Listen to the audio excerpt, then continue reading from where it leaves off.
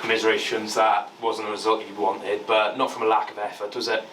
No, we'd never criticise a lack of effort, and I think it would be disrespectful to the guys who are here watching if that were the case. That's definitely not been the case. We lacked. We needed greater composure in key moments of the game in the final third. It should have. Let's be dead straight. It should have been 0-0. That's the reality. Unforced error. And we end up losing the game from mistakes. So I'm saying it consistently. I get it.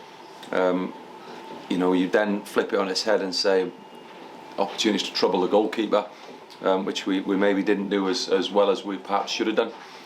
So yeah, massively frustrating, hugely disappointing. A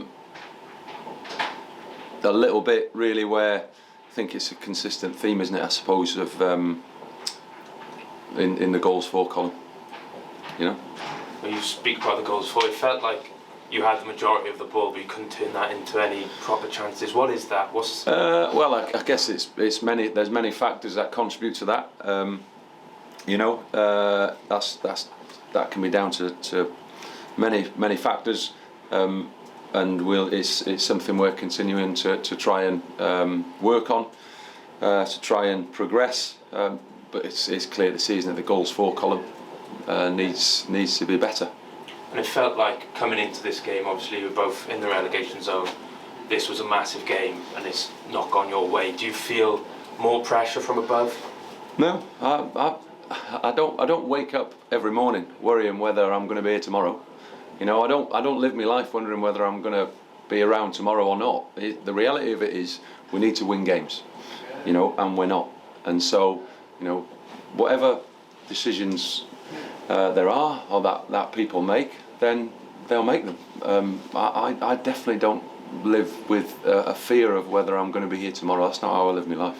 And are you confident you can get Newport out of? Yeah, well, it's clear.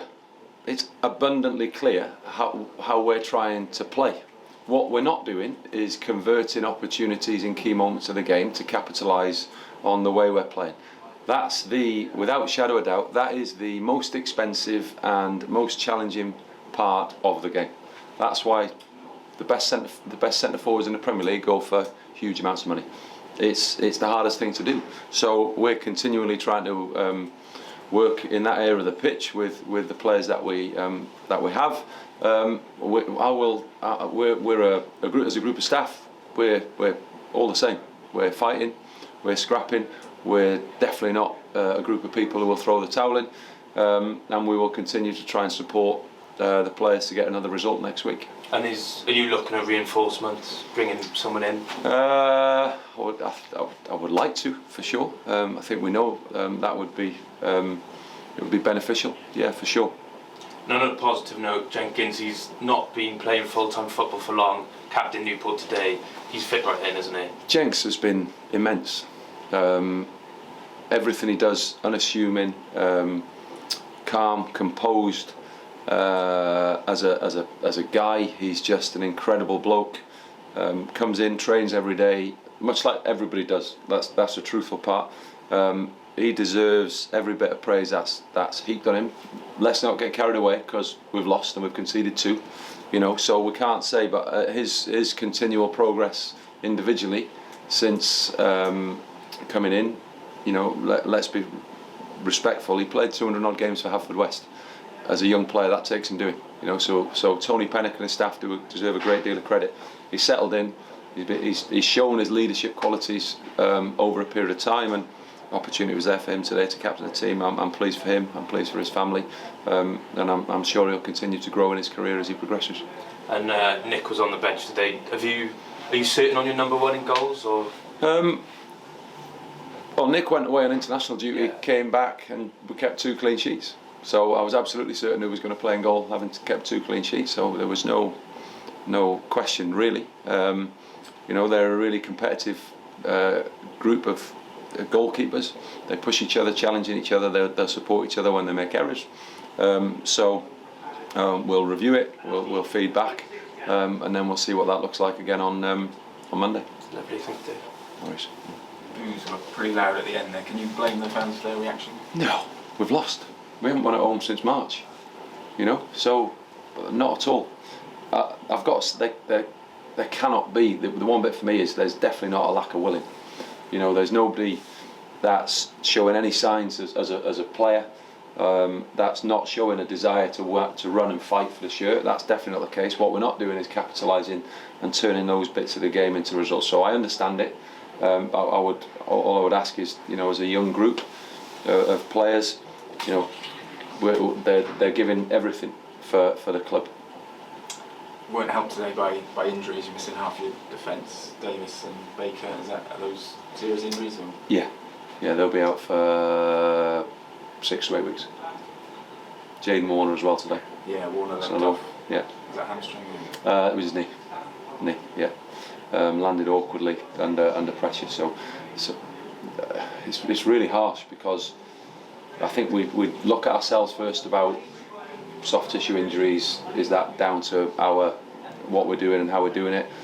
Matt's last week was a freak in how he's a freak of a slip, really overextended, tried to protect himself and slipped and overstretched. Tom similarly struck a ball, just felt it, didn't feel it at all in the game, just woke up on Sunday, felt stiff. Jaden Warner today, unavoidable.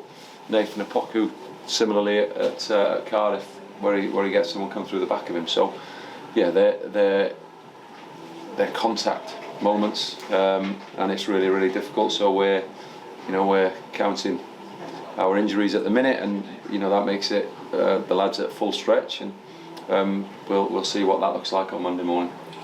Ben Lloyd not involved today. Is he fit? Or? Yeah. I mean, you've done it before. How do you lift the players?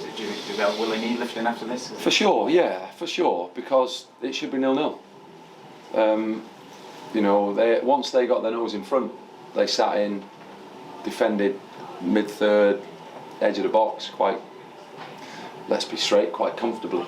We didn't get round the back of them. We didn't get between the lines quick enough. We didn't get runners down the side early enough, and as a consequence, didn't pull them around into areas we should have done. And then when we got moments to deliver in the box, we lacked a little bit of conviction in those key areas of the pitch. So I think if I mean, you know, they may see it differently, but I think we've controlled spells of the game, but we haven't posed them enough problems. Thank you. All right.